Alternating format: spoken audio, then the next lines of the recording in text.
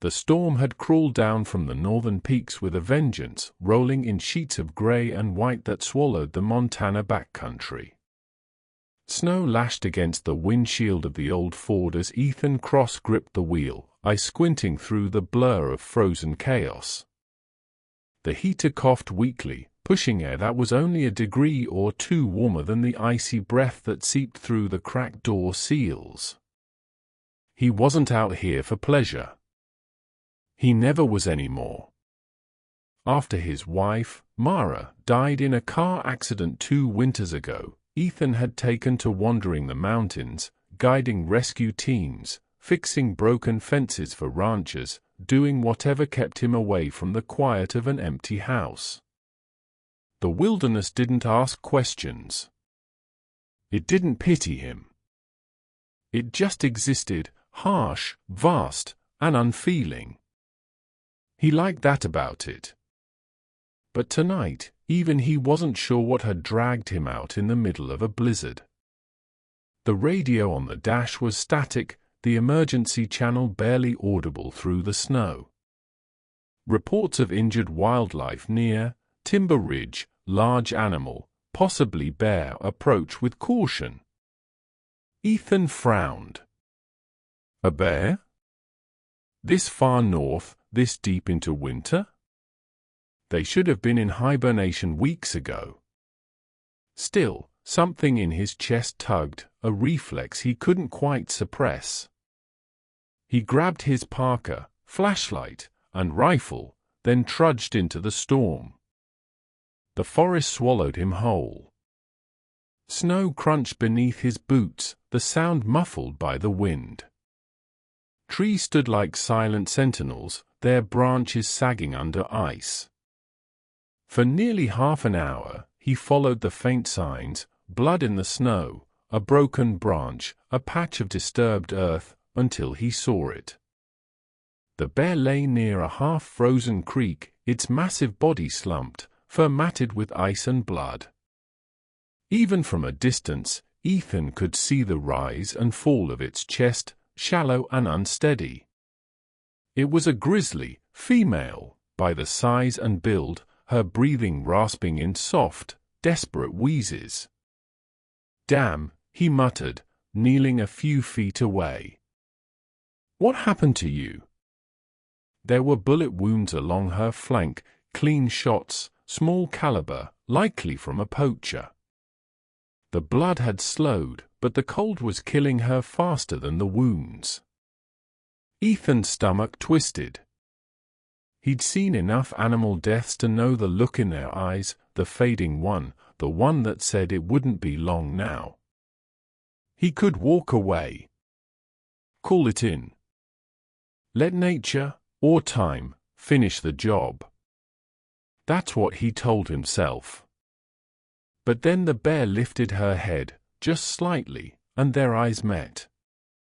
There was no rage, no wild fury, only a quiet, human kind of pleading. Ethan exhaled a shaky breath. "All right, girl," he whispered. "Let's see what we can do." He shrugged off his coat and draped it over her chest to slow the chill. The bear's body trembled beneath it. Her paw, a massive, claws dulled from age, twitched against the snow. Ethan crouched closer, pulling gauze from his emergency kit. His fingers worked automatically, cleaning what wounds he could, wrapping what he couldn't, all the while murmuring low, steady words like he might to a spooked horse. "Hang on, big girl.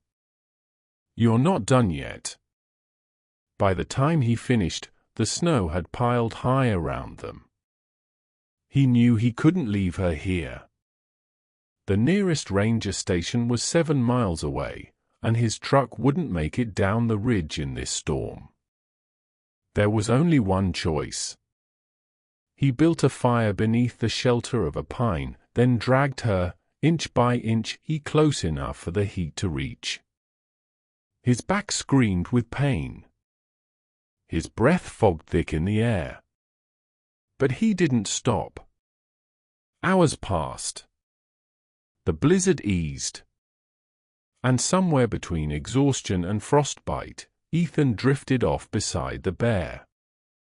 When he woke, the sun had broken through a pale morning sky. The fire was embers, his body stiff and numb. He turned to check the bear, and froze. She was gone.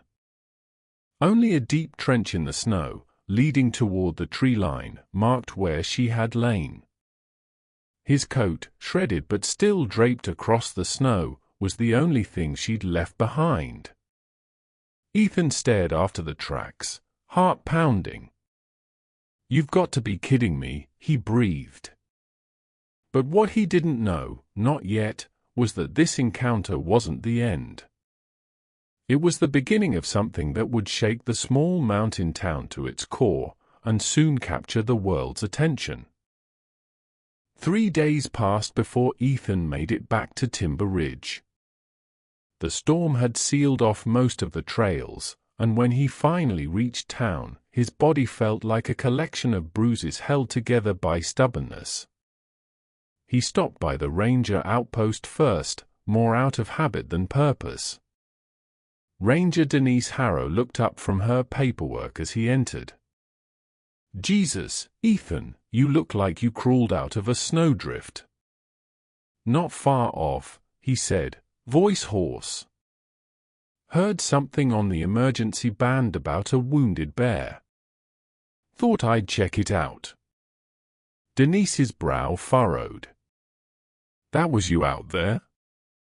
"I got a report from a hiker this morning, fresh grizzly tracks up near Coldwater Creek. Said it looked like she was dragging one leg." Ethan leaned against the counter. "She's alive, then?" "Barely, from what he said." "You're lucky she didn't make you her next meal." He shook his head. "She wasn't in any shape to attack anything. She'd been shot, small caliber, multiple wounds. Looked like a poacher." Denise's expression hardened. "We've had illegal hunters in that area before. I'll send a team out once the road's clear." "You should have radioed it in." Ethan managed a faint smile. "Didn't have a signal. Besides, didn't seem right to leave her there alone." Denise sighed. "You and your strays, cross." He left the station with a stack of forms he didn't plan to fill out. His cabin sat a few miles outside town, tucked into the base of a ridge where the forest thickened. It was quiet, too quiet sometimes, but it was home. The next few days blurred into a rhythm of thawing pipes, patching the roof, and trying not to think about that bear. But the thought wouldn't leave him. He kept seeing her eyes, wide, dark, and painfully alive. Every time he tried to convince himself it was over, that she'd wandered off to die in peace, some part of him didn't believe it. And then, one night, he heard it. A sound outside. Not the usual wind or shifting snow. A deep, guttural rumble followed by a low whine. Ethan froze, the mug in his hand trembling. He grabbed his flashlight and stepped onto the porch. The beam cut through the darkness, landing on a shape at the edge of the tree line. The bear. Her fur was still matted, but the bleeding had stopped. She stood, barely, on trembling legs, one paw dragging slightly. Her breath clouded in the cold air as she stared at him across the snow. For a long moment, neither moved. The night held its breath. Then, impossibly, she took a step forward. Ethan's pulse thundered. He should have backed away, gone inside, grabbed the rifle, anything but what he did next. He walked down the steps slowly, keeping his hands visible, the flashlight angled low. "Hey there," he murmured, his voice almost breaking. You made it. The bear stopped a few feet away. She swayed, exhaustion still weighing her down. Her gaze flicked to his coat, his old brown parka, draped over her shoulder like a crude, torn blanket. She'd carried it back. Ethan stared, his breath catching. You brought it back. The bear lowered her head slightly, as if in answer. And then she turned, limping, but steady, and disappeared into the trees once more. Ethan stood there long after she was gone, the cold biting through his shirt. He didn't know what it meant, or why she'd come back, but one thing was certain. This was no ordinary animal encounter. Something deeper, something almost unexplainable, had passed between them that night. By morning, the news would spread. Tracks found near human dwellings. A grizzly showing signs of recognition, not aggression. And soon, the story of Ethan Cross and the wounded bear would begin to travel far beyond Timber Ridge. The first article appeared 2 days later, just a small column in the local paper. Local man claims injured grizzly returned his belongings. It ran beside a story about the county fair. Ethan might have laughed it off if Denise hadn't shown up at his door that morning with a thermos of coffee and a face full of disbelief. "You've started a circus," she said, stepping over a pile of split logs on his porch. Reporters called the station asking if you were the bear whisperer of Timber Ridge. "You tell anyone about this?" Ethan rubbed a hand over his stubble jaw. "No. I didn't tell a soul. Guess word travels faster than sense." "Well, it's traveling fast," she said. "A game warden from Bozeman wants to talk to you. Says a collared female grizzly went missing from a tracking study in this region, right about the time you claim to have patched one up." "Tracked?" Ethan frowned. "You mean she's got a tag?" "Maybe. They're calling her Fiona. Collared 2 years ago, mother of 2 cubs, went off-grid mid-December. The timing matches." Ethan leaned back against the counter, the memory of the bear's eyes returning, tired, intelligent, almost sorrowful. "So she's not just some wild loner?" "Nope. And if it's her, you might have saved one of the most important study animals in the region." Denise gave him a look that was half proud, half exasperated. "Problem is, now you're a headline." He sighed. "That's the last thing I need." But it was too late. Within a week, hikers, photographers, and curious locals began combing the woods around his property, hoping for a glimpse of the miracle bear. Drones hummed overhead like mosquitoes. Someone even nailed a cardboard sign to a pine tree that read, "The Bear Man's Woods, Keep Out." Ethan tore it down in disgust. For a while, he stayed quiet. He didn't chase the attention or give interviews. He spent his days splitting wood, fixing tools, and avoiding the chatter. But the visits continued. Journalists showed up asking about the bond between man and beast, how he felt communicating with a wild predator. He answered the same way every time. "I didn't communicate with her. I helped her survive. That's all." Still, deep down, he wasn't sure that was true. Because sometimes, late at night, he'd wake to the faint sound of something heavy moving through the trees. A crack of branches. A low huff. Once, he found a fresh paw print in the snow just beyond his porch, massive and deliberate. She was watching him. He could feel it. It wasn't fear he felt, though. It was connection. As if some invisible thread now ran between them, stretched across the dark forest.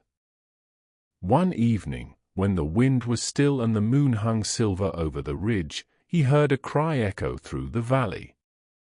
Short, sharp, and unmistakable, a cub.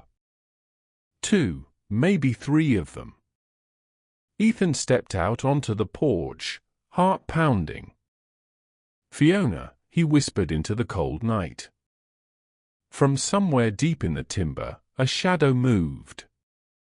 Broad, slow, deliberate. Then another, smaller shape toddled beside it. And another. He watched in awe as the bear emerged at the tree line, 3 cubs shuffling close to her legs. She stopped just far enough that the moonlight caught her fur, and for a moment, the world felt impossibly still. Fiona lifted her head toward him. A sound, soft, almost like a chuff, rose from her chest. Ethan swallowed hard. "You brought them," he murmured. The cubs pawed at the snow, curious but cautious. Fiona stayed where she was, unthreatening, but present, like she wanted him to see. To know. And just as quickly as she'd come, she turned and vanished again into the forest, her cubs tumbling after her like shadows. Ethan stood there until the last echo of movement faded. Somewhere inside, he felt a warmth he hadn't felt in years, a quiet, healing kind of awe. The bear had survived. Her cubs had survived. And for reasons he'd never understand, she'd chosen to show him. By dawn, the world would know too. Because someone, maybe one of the hikers, maybe a drone operator, had caught the entire encounter on camera. The video went viral overnight. It opened with a shaky, zoomed-in shot of the dark timberline. The caption read, "The Bear Man's Miracle."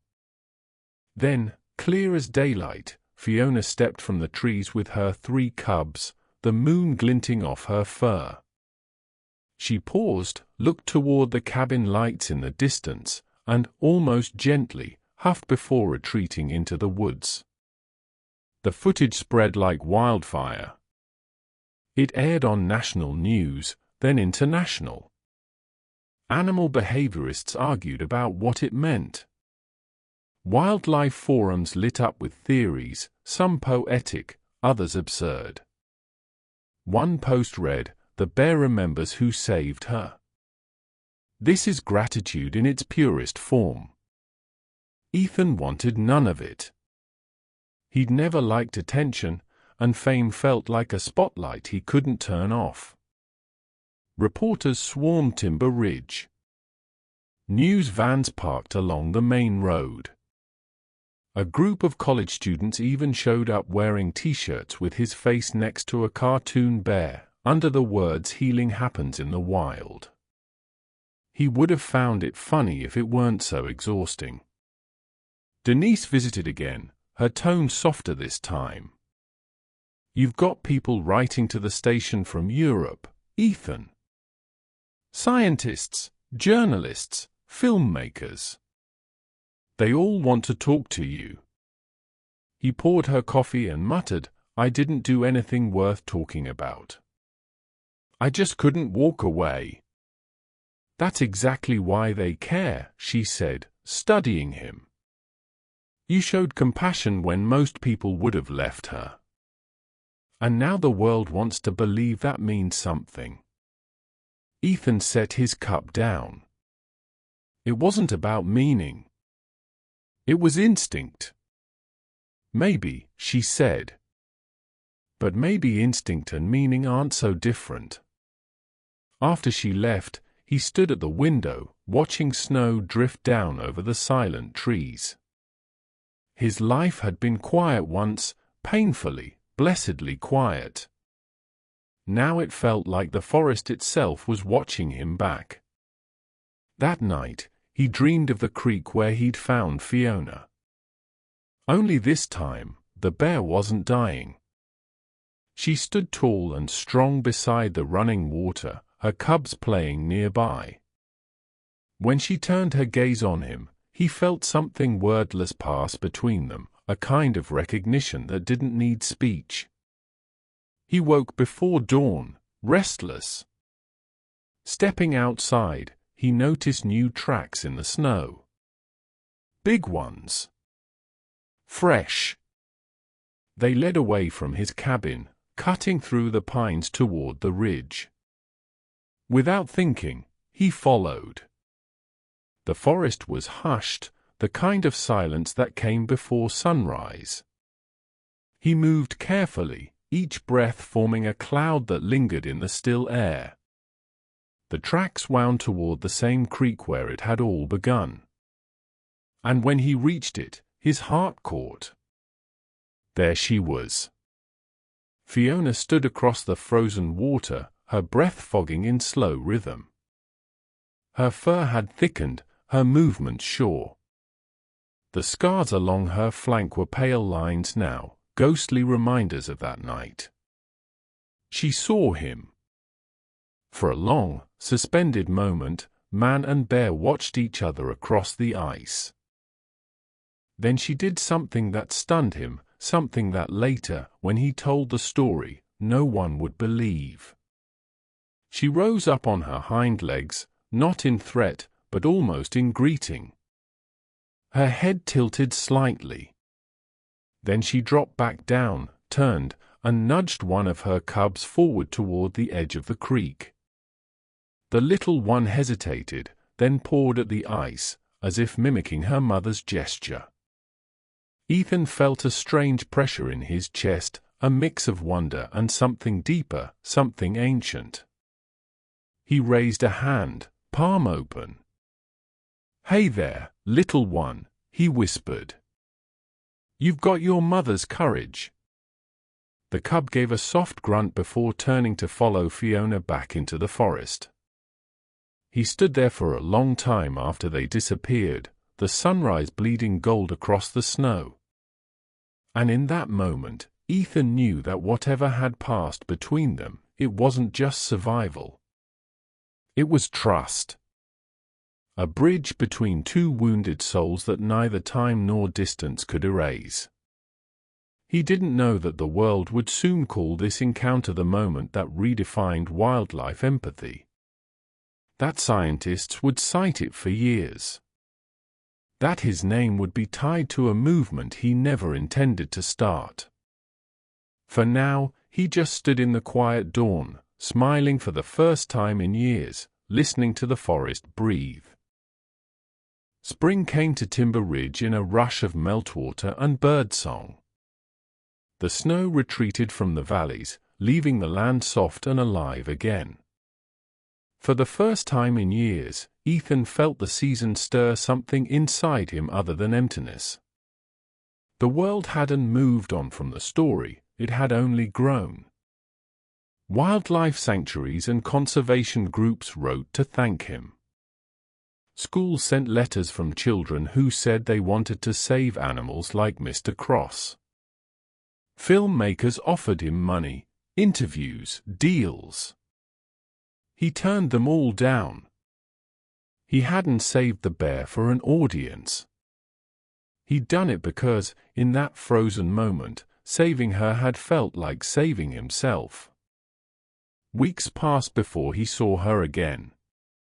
It was early morning, mist rising from the valley, the creek swollen and clear. Ethan was stacking wood behind his cabin when the forest went still, the kind of stillness that carried meaning. He looked up, and there she was, standing just beyond the trees. Fiona looked strong now, powerful, healthy, her fur rich with the golden light of dawn. Her cubs, nearly grown, played nearby, splashing in the shallows. Ethan didn't move. He didn't need to. They understood each other without sound. She watched him for a while, her great head tilting as if weighing something unseen. Then, with a low rumble that seemed almost like a farewell, she turned toward the mountains. Her cubs followed, bounding after her through the mist. He knew then it was the last time he'd ever see her. But it wasn't sorrow that filled him, it was peace. He sat down on the porch steps, letting the warmth of the rising sun seep into his skin. The wood smelled of pine and thawed earth. The wind carried the faint call of a hawk. Everything felt in balance again, as if some circle, long broken, had quietly closed. Months later, when the world had mostly stopped talking about the bare man of Timber Ridge, Ethan still walked the ridges every morning. Sometimes he'd find a claw mark on a tree or a distant paw print along the creek. Maybe they were hers. Maybe not. It didn't matter. Because somewhere out there, in the wide silence of the wilderness, life had carried on. The bear had lived. Her cubs had grown.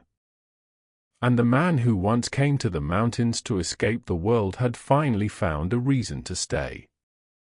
On the first day of summer, he stood by the water's edge, listening to the soft rush of the river. A gentle wind stirred the leaves. He smiled, whispering into the stillness, "Thank you, girl." And for just a moment, so faint he almost doubted it, he swore he heard a familiar chuff echo from the trees, deep and low, like an answer carried on the breath of the forest itself. Ethan turned toward home, his heart steady, his spirit lighter than it had been in years. Finally, both man and bear were free.